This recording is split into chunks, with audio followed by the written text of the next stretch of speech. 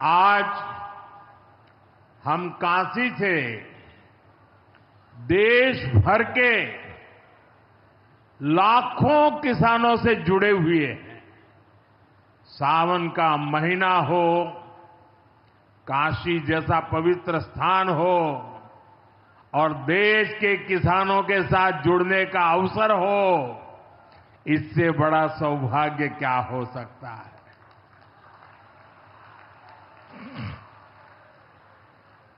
आज मैं ऑपरेशन सिंदूर के बाद पहली बार काशी आया हूं।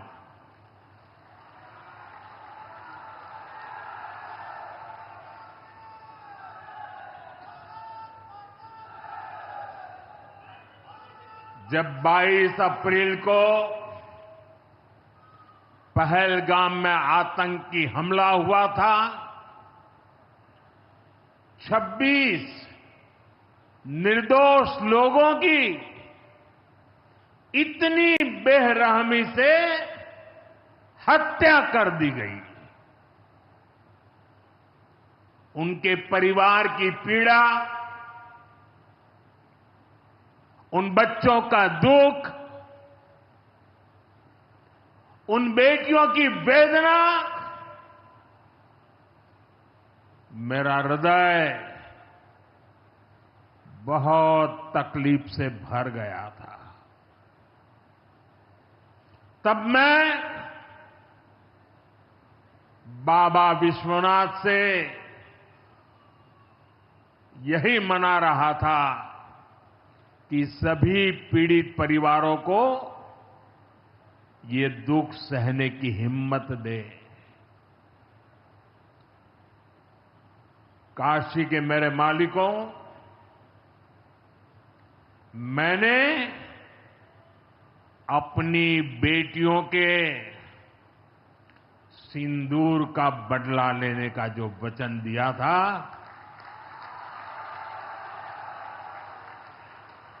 वो भी पूरा हुआ है। ये महादेव के आशीर्वाद से ही संभव हुआ है। मैं ऑपरेशन सिंदूर की सफलता को उनके चरणों में समर्पित करता हूं।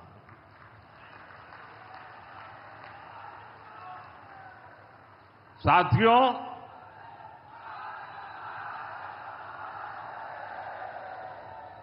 इन दिनों जब काशी में गंगा जल लेकर जाते हुए शिव भक्तों की तस्वीरें जब देखने का अवसर मिल रहा है, दिव्य तस्वीरें, और खासकर सावन के पहले सोमवार को जब हमारे यादव बंधु बाबा का जलाभिषेक करने निकलते थे, गौरी केदारेश्वर से कंधे पर गंगा जल लेकर यादव बंधुओं का समूह, कितना मनोरम दृश्य होता है। डमरू की आवाज, गलियों में कोलाहल, एक अद्भुत भाव विश्व पैदा होता है। मेरी भी बहुत इच्छा थी कि सावन के पवित्र महीने में बाबा विश्वनाथ और मार्कंडेय महादेव के दर्शन करूं, लेकिन मेरे वहां जाने से महादेव के भक्तों को असुविधा न हो, उनके दर्शन में बाधा न पड़े, इसलिए मैं आज यहीं से भोलेनाथ और मां गंगा को प्रणाम कर रहा हूं।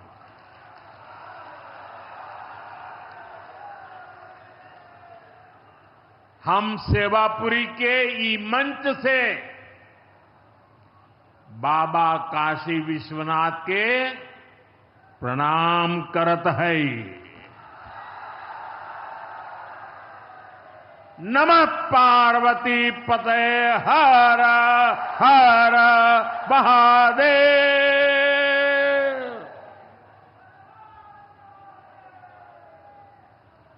साथियों, कुछ दिनों पहले मैं तमिलनाडु में था। मैं वहां 1000 साल पुराने एक ऐतिहासिक मंदिर गया था,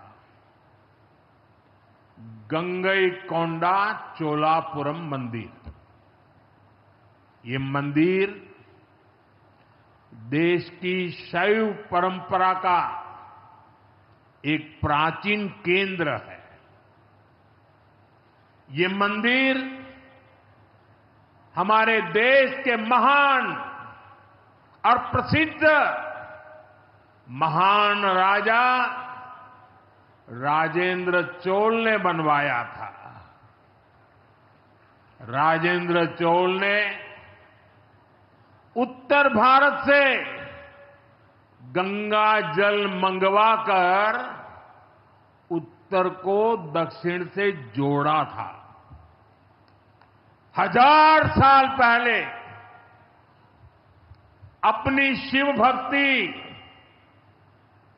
और शैव परंपरा के जरिए राजेंद्र चोल ने एक भारत श्रेष्ठ भारत का उद्घोष किया।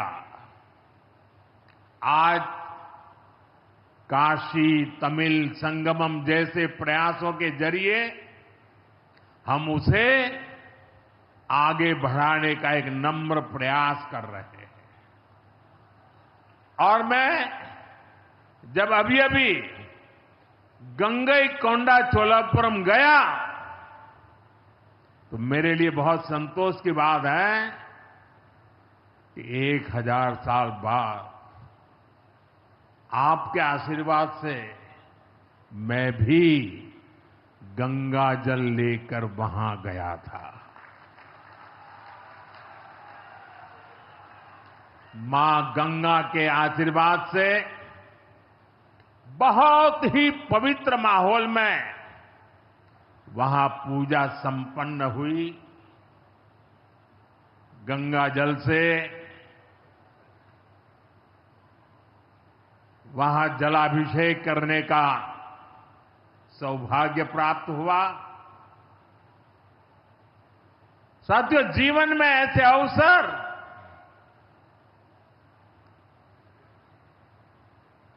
बहुत प्रेरणा देते हैं। देश की एकता की हर बात नई चेतना जगा देती है और तभी तो ऑपरेशन सिंदूर सफल होता है।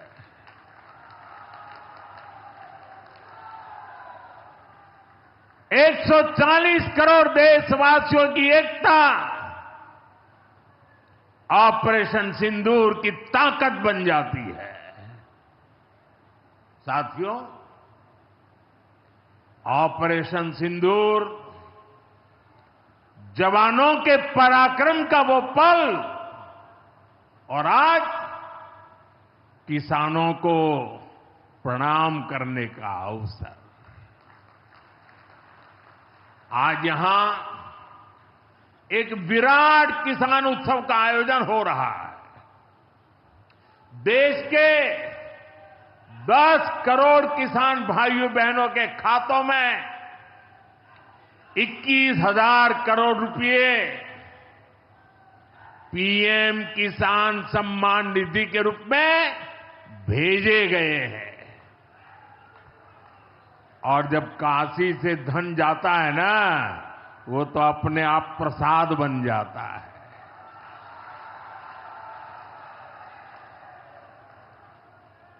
21,000 करोड़ रुपया किसानों के खाते में जमा।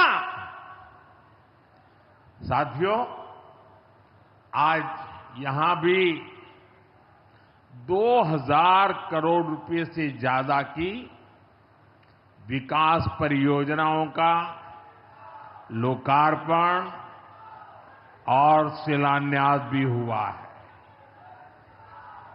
बाबा के आशीर्वाद से काशी में विकास की अविरल धारा मां गंगा के साथ साथ आगे बढ़ रही है। मैं आप सभी को, देश के किसानों को बहुत बहुत बधाई देता हूं। अभी कुछ ही दिन पहले काशी में सांसद टूरिस्ट गाइड प्रतियोगिता भी आयोजित की गई थी। यानी स्पर्धा के द्वारा स्किल डेवलपमेंट, स्वयं प्रयास से स्किल डेवलपमेंट, उसके अनेक प्रयोग आज काशी की भूमि में हो रहे हैं। आने वाले दिनों में काशी सांसद फोटोग्राफी प्रतियोगिता, सांसद रोजगार मेला समेत कई और आयोजन भी होने वाले हैं। मैं यहां सरकार के सभी मुलाजिमों को, सरकार के सभी अधिकारियों को भी सार्वजनिक रूप से बहुत बहुत बधाई देता हूं, ताकि वे जनभागीदारी से युवा पीढ़ी को जोड़ करके ऐसे अद्भुत कार्यक्रमों की रचना करते हैं और सफलतापूर्वक उसको आगे बढ़ाते हैं। इस काम में जुड़े हुए सभी अधिकारी भी बहुत बहुत बधाई के पात्र हैं। जो ये प्रतियोगिता में हिस्सा ले रहे हैं, उनको भी मेरी बहुत बहुत शुभकामनाएं हैं। साथियों, हमारी सरकार निरंतर किसानों की खुशहाली के लिए काम कर रही है। पहले की सरकारों में किसानों के नाम पर हुई एक घोषणा भी पूरी होना मुश्किल होता था, लेकिन भाजपा सरकार जो कहती है वो करके दिखाती है। आज पीएम किसान सम्मान निधि सरकार के पक्के इरादों का उदाहरण बन चुकी है। भाइयों बहनों, आपको याद होगा 2019 में जब पीएम किसान सम्मान निधि शुरू हुई थी, तब सपा, कांग्रेस जैसे विकास विरोधी लोग, विकास विरोधी दल कैसी कैसी अफवाहें फैला रहे थे, लोगों को गुमराह कर रहे थे, किसानों को उलझन में डालते थे। कोई कहता था मोदी भले योजना लाया, लेकिन 2019 का चुनाव जाएगा, ये सब बंद हो जाएगा। इतना ही नहीं, मोदी ने जो पैसा अभी जमा किया है ना, वो भी वापस निकाल देगा। कैसा झूठ बोलते हैं। और यही देश का दुर्भाग्य है कि निराशा की गर्त में डूबा हुआ विरोधी मानसिकता वाले लोग ऐसी ही झूठी सच्चाई को लेकर के जी रहे हैं। ये सिर्फ किसानों से, देश के लोगों से झूठ बोल सकते हैं, आप मुझे बताइए, क्या इतने वर्षों में कभी एक भी किस्त बंद हुई क्या? पीएम किसान सम्मान निधि बिना ब्रेक के जारी है। आज तक 4.25 लाख करोड़ रुपए, आंकड़ा याद रखना, 4.25 लाख करोड़ रुपए किसानों के खाते में भेजे जा चुके हैं। जरा आप मेरे साथ बोलेंगे कितने? 4.25 लाख करोड़। कितने? कितने? कितने? और ये 4.25 लाख करोड़ कितने रुपए किसके खाते में जमा किए? किसके खाते में जमा किए? मेरे किसान भाई बहनों के खाते में जमा किए। यहां यूपी के भी करीब 2.5 करोड़ किसानों को इसका लाभ मिला है। यूपी में किसानों को इस योजना के 90,000 करोड़ रुपए से ज्यादा भेजे गए हैं। इतना ही नहीं, मेरी काशी के किसानों को भी करीब करीब 900 करोड़ रुपए मिले हैं।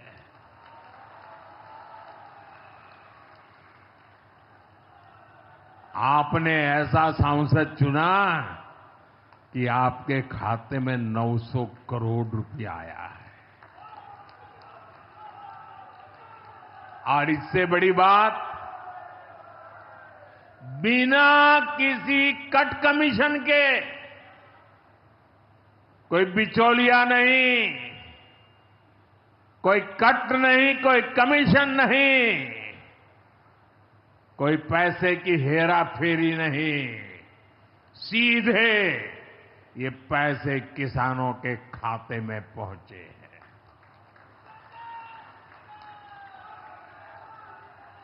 और मोदी ने ये परमानेंट व्यवस्था बना दी है। ना लीकेज होगी, न गरीब का हक छीना जाएगा।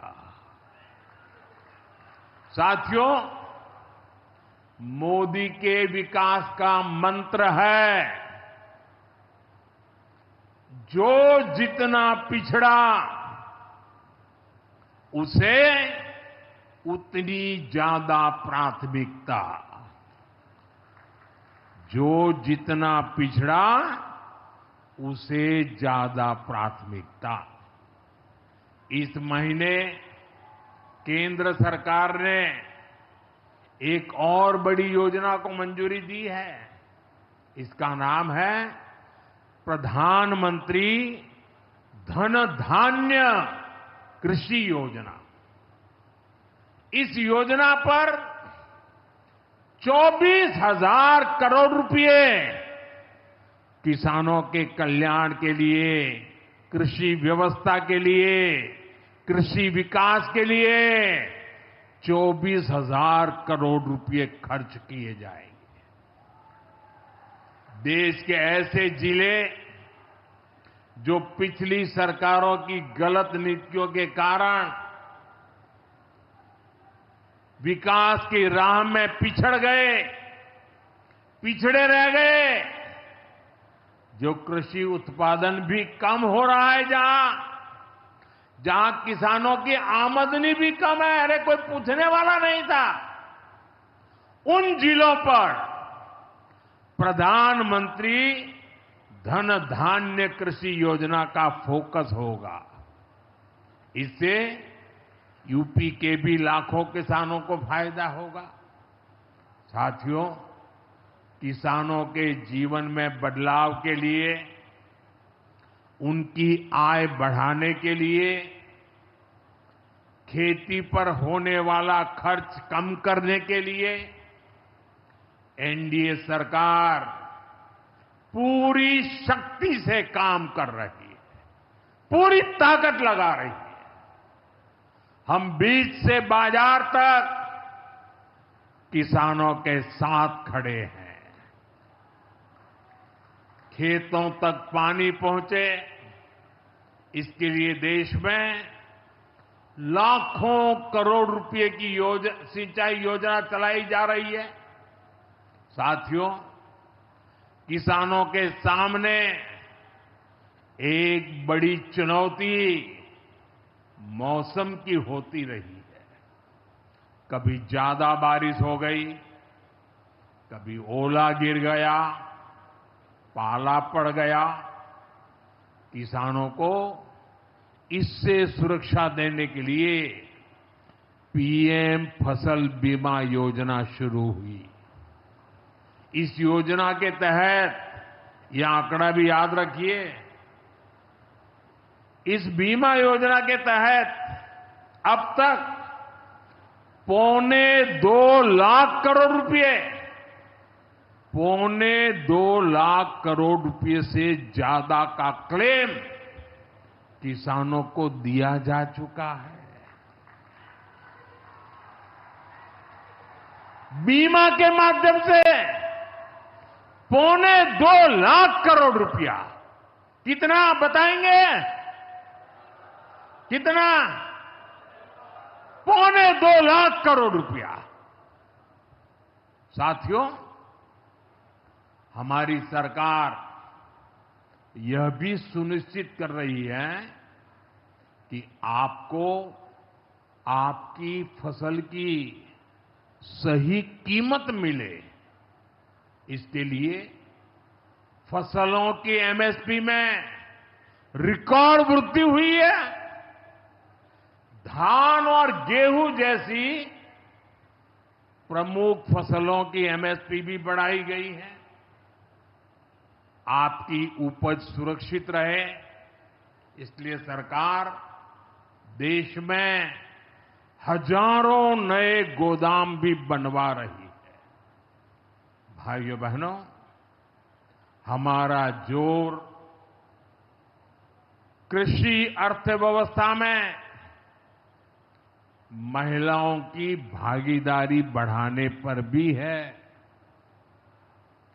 हम लखपति दीदी अभियान चला रहे हैं। हमारा लक्ष्य देश में 3 करोड़ लखपति दीदी बनाने का है। 3 करोड़ लखपति दीदी। ये सपा वाले तो ये आंकड़ा सुनकर के ही साइकिल लेके भाग जाएंगे। अब तक 1.5 करोड़ से ज्यादा लखपति दीदी भी बन चुकी है। 3 करोड़ का लक्ष्य में से आधा काम पूरा कर लिया। 1.5 करोड़ गांव में काम करने वाली गरीब परिवार की, किसान परिवार की हमारी बहनें, 1.5 करोड़ बहनें लखपति दीदी बन जाए, ये बहुत बड़ा काम हो रहा है। सरकार के ड्रोन दीदी अभियान ने भी लाखों बहनों की आय बढ़ाई है। साथियों, हमारी सरकार कृषि से जुड़ी आधुनिक रिसर्च को खेतों तक पहुंचाने में भी जुटी है। इसके लिए मई और जून के महीने में खास तौर पर विकसित कृषि संकल्प अभियान चलाया गया। लैब से लैंड के मंत्र के साथ 1.25 करोड़ से अधिक किसानों से सीधा संवाद किया गया। हमारे देश में माना गया है और यह व्यवस्था भी है कि कृषि ये राज्य का विषय है और सही भी है, लेकिन उसके बावजूद भी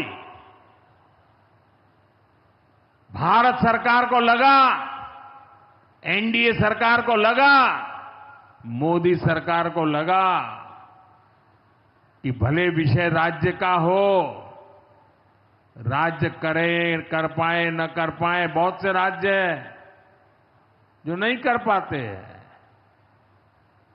तो हमने तय किया कि हम खुद भी कुछ करेंगे और करोड़ों किसानों के साथ सीधा संवाद किया।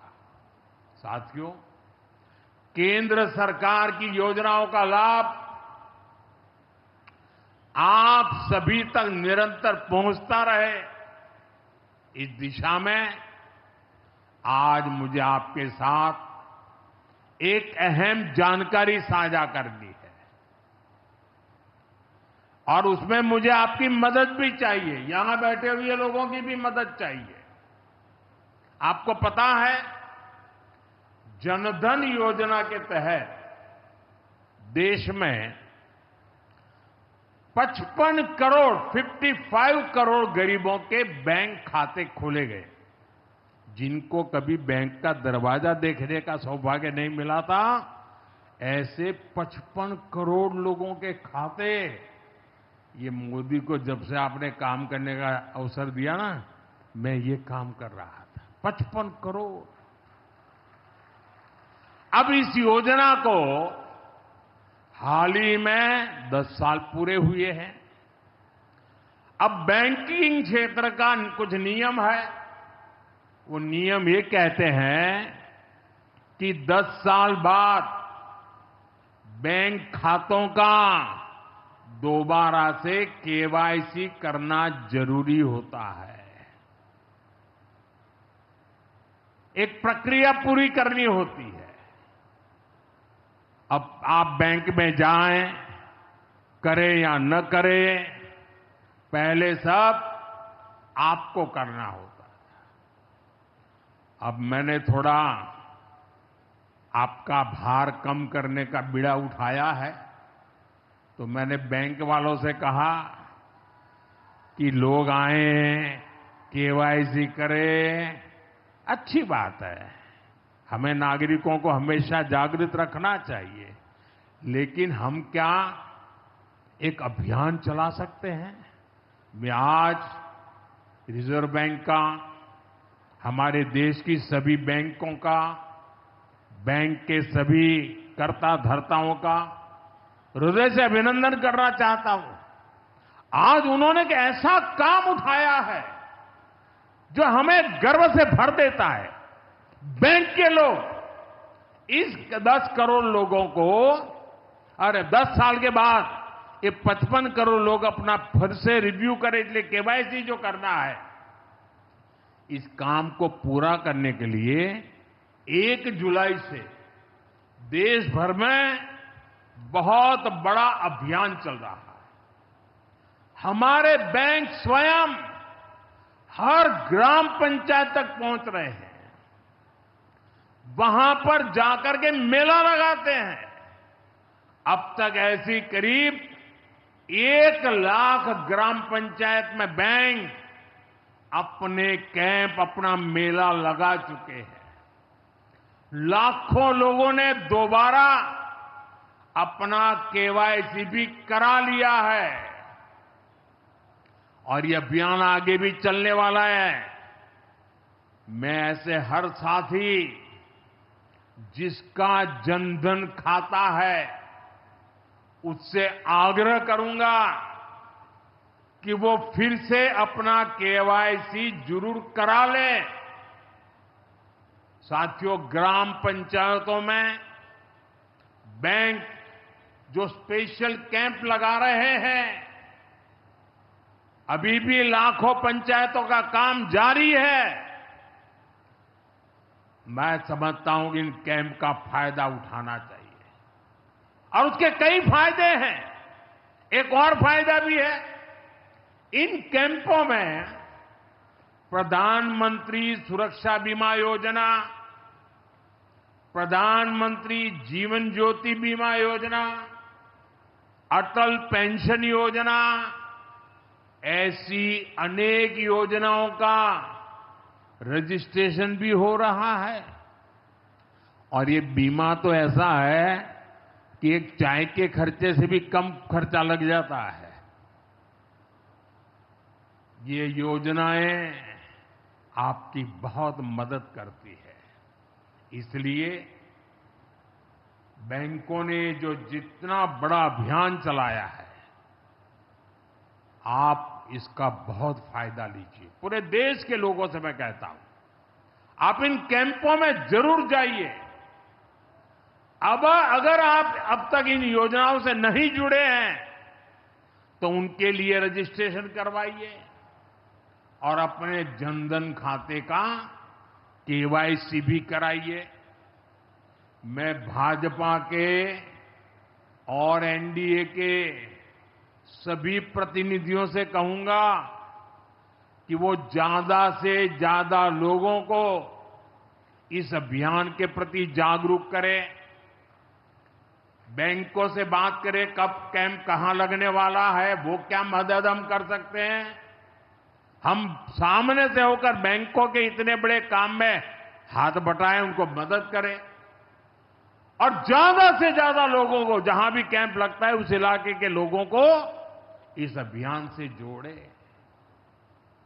साथियों, आज महादेव की नगरी में विकास और जन कल्याण के इतने काम हुए।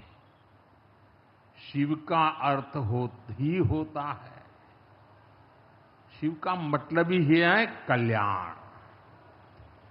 लेकिन शिव का एक रूप और भी है। शिव का एक रूप तो कल्याण है, शिव का दूसरा रूप है रुद्र रूप। सामने जब आतंक और अन्याय होता है, तब हमारे महादेव रुद्र रूप धारण करते हैं।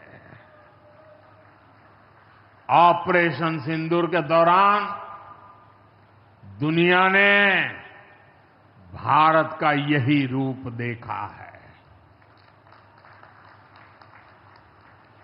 भारत पर जो वार करेगा वो पाताल में भी नहीं बचेगा।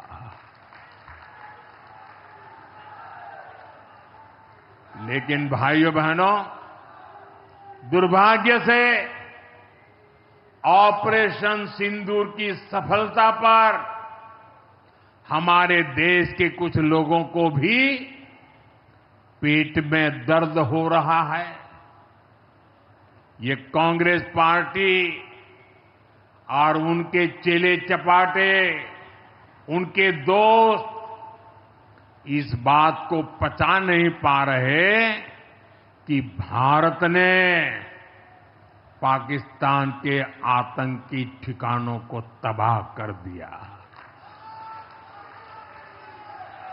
मैं मेरे काशी के मालिकों से पूछना चाहता हूं,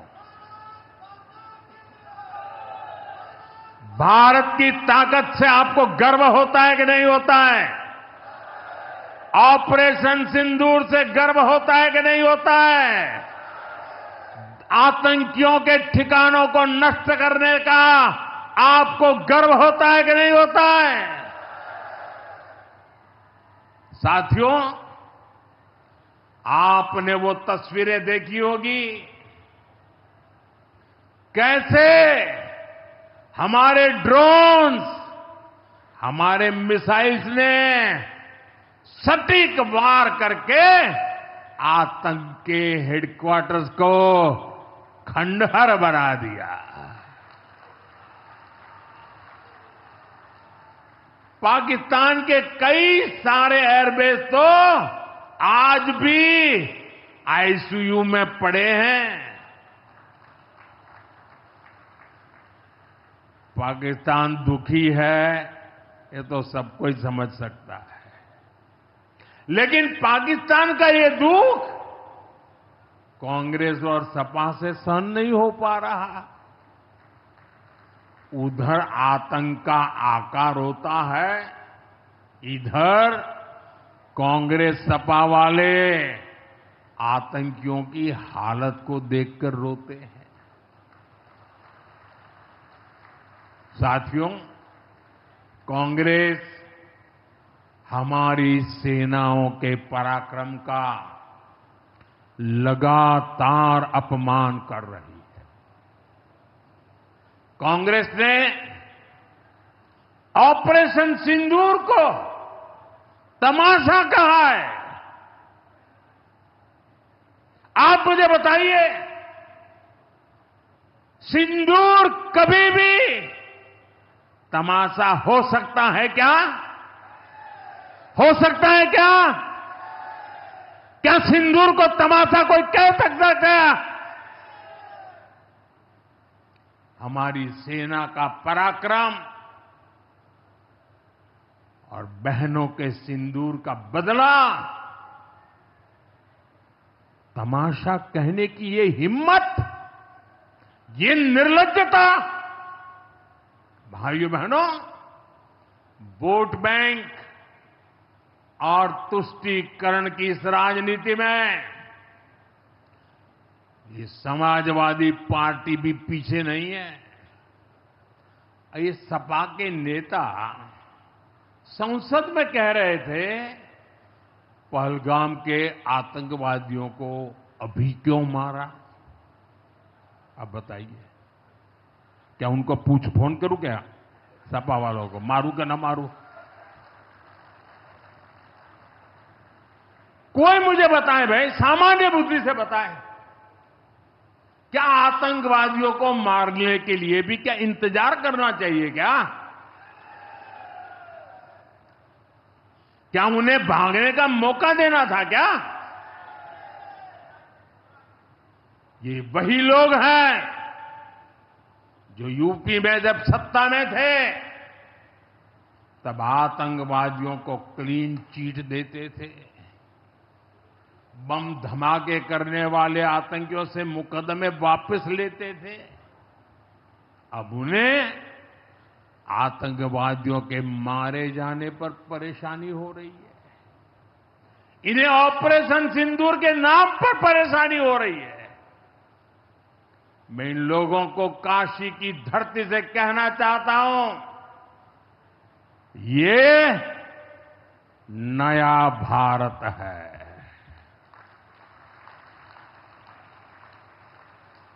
ये नया भारत भोलेनाथ को भी पूजता है और देश के दुश्मनों के सामने काल भैरव भी बन जाता है।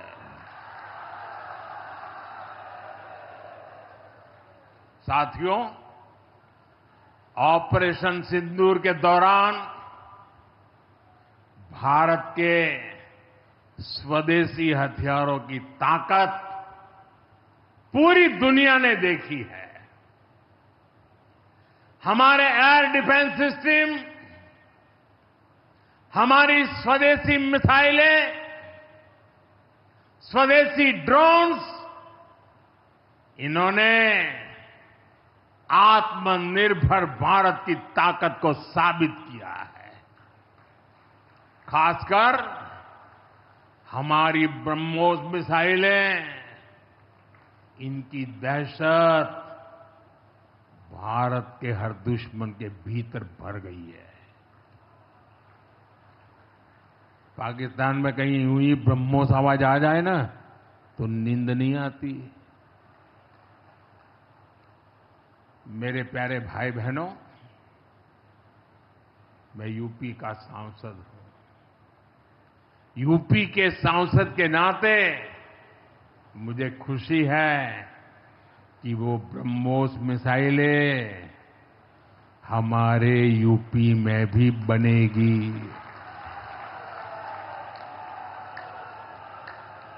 लखनऊ में ब्रह्मोस मिसाइल की मैन्युफैक्चरिंग शुरू हो रही है। यूपी डिफेंस कॉरिडोर में भी कई बड़ी डिफेंस कंपनियां अपने प्लांट लगा रही है। आने वाले समय में यूपी में बने हथियार, हिंदुस्तान के हर भाग में बने हथियार भारतीय सेनाओं की ताकत बनेंगे।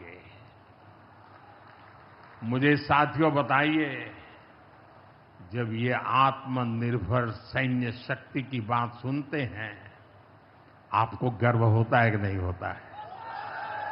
जरा पूरी ताकत से हाथ ऊपर करके बताइए, आपको गर्व होता है कि नहीं होता है? गर्व होता है कि नहीं होता है? बोले हर हर महादेव। अगर पाकिस्तान ने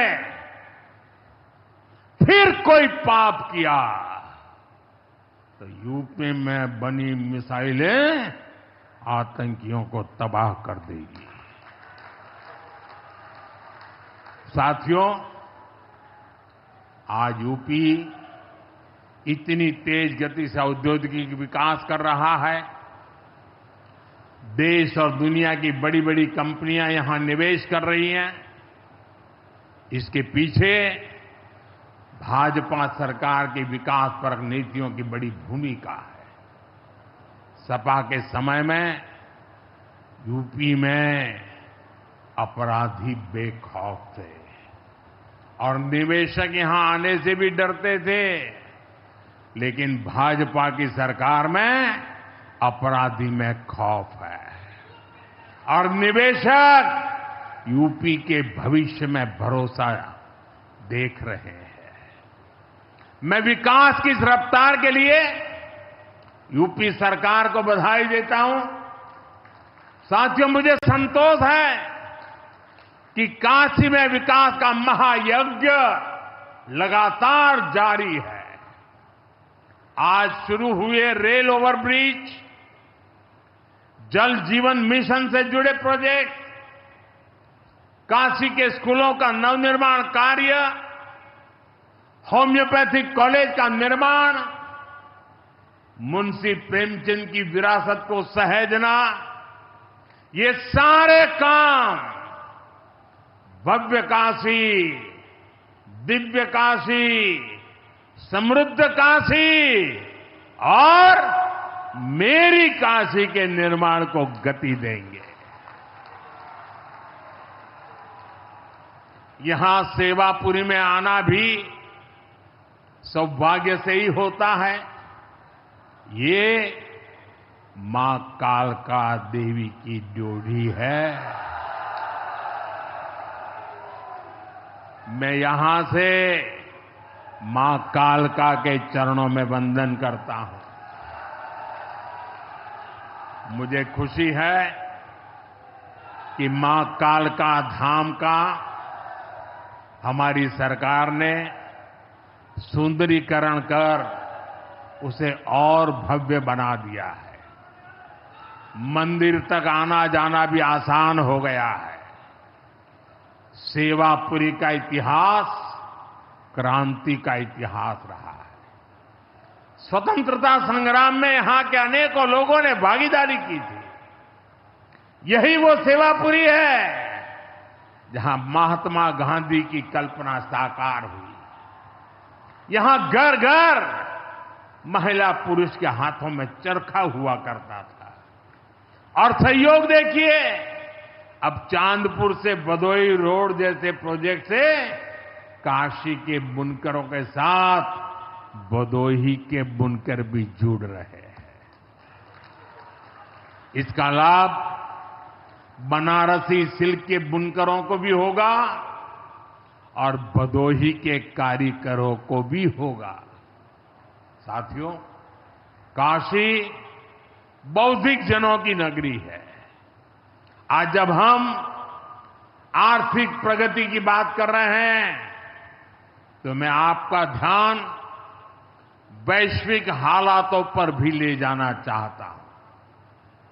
आज दुनिया की अर्थव्यवस्था कई आशंकाओं से गुजर रही है। अस्थिरता का माहौल है। ऐसे में दुनिया के देश अपने अपने हितों पर फोकस कर रहे हैं। अपने अपने देश के हितों पर ध्यान केंद्रित कर रहे हैं। भारत भी दुनिया की तीसरी सबसे बड़ी अर्थव्यवस्था बनने जा रहा है। इसलिए भारत को भी अपने आर्थिक हितों को लेकर सजग रहना ही है। हमारे किसान, हमारे लघु उद्योग, हमारे नौजवानों के रोजगार, इनका हित हमारे लिए सर्वोपरि है। सरकार इस दिशा में हर प्रयास कर रही है, लेकिन देश के नागरिक के रूप में भी हमारे कुछ दायित्व है। और ये बात सिर्फ मोदी नहीं, हिंदुस्तान के हर व्यक्ति ने दिन में हर पल बोलते रहना चाहिए, दूसरे को कहते रहना चाहिए। जो देश का भला चाहते हैं, जो देश को तीसरे नंबर की इकोनॉमी बनाना चाहते हैं, ऐसा कोई भी राजनीतिक दल हो, कोई भी राजनेता हो, उसने अपने संकोच को छोड़ करके देश हित में हर पल, हर बार, हर जगह देशवासियों के अंदर एक भाव जगाना होगा, और वो है हम स्वदेशी का संकल्प लें। अब हम कौन सी चीजों को खरीदेंगे, कौन से तराजू से तोलेंगे? मेरे भाइयों बहनों, मेरे देशवासियों, अब हम कुछ भी खरीदें तो एक ही तराजू होना चाहिए। हम उन चीजों को खरीदेंगे जिसे बनाने में किसी न किसी भारतीय का पसीना बहा है। और जो चीज भारत के लोगों द्वारा बनी है, भारत के लोगों के कौशल्य से बनी है, भारत के लोगों के पसीने से बनी है, हमारे लिए बहुत स्वदेशी है। हमें vocal for local, vocal for local मंत्र को अपनाना होगा। हम संकल्प लें कि हम मेक इन इंडिया प्रोडक्ट्स को ही बढ़ावा देंगे।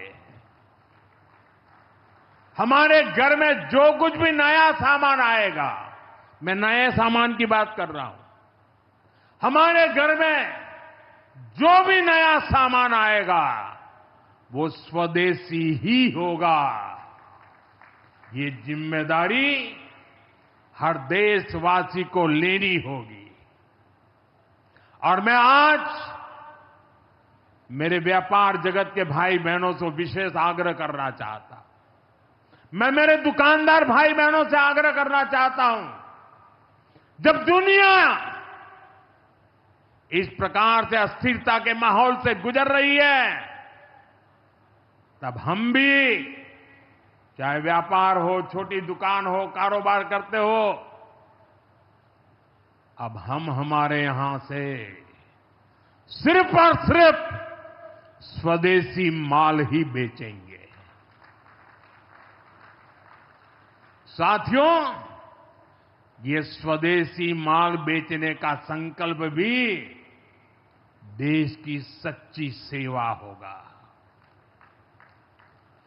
आने वाले महीने त्योहारों के महीने हैं, दिवाली आएगी, बाद में शादियों के समय आएगा। हर पल अब स्वदेशी ही खरीदेंगे। मैंने जब देशवासियों को कहा था मेड इन इंडिया, अब विदेशों में जाकर के शादियां कर करके देश का धन मत लुटाओ। और मुझे खुशी है, कई नौजवान मुझे चिट्ठी लिखते थे कि हमारा परिवार तो विदेश में शादी करना तय किया था, लेकिन आपकी बात सुन करके अब हमने वहां का सारा कैंसिल कर दिया, थोड़ा खर्चा भी हो गया, लेकिन अब हम भारत में ही शादी करेंगे। हमारे यहां भी बहुत अच्छे स्थान है जहां शादी ब्याह हो सकता है। हर बात में स्वदेशी का भाव आने वाले दिनों में हमारा भविष्य तय करने वाला है दोस्त। और ये महात्मा गांधी को भी बड़ी श्रद्धांजलि होगी। साथियों, सबके प्रयास से ही विकसित भारत का सपना पूरा होगा।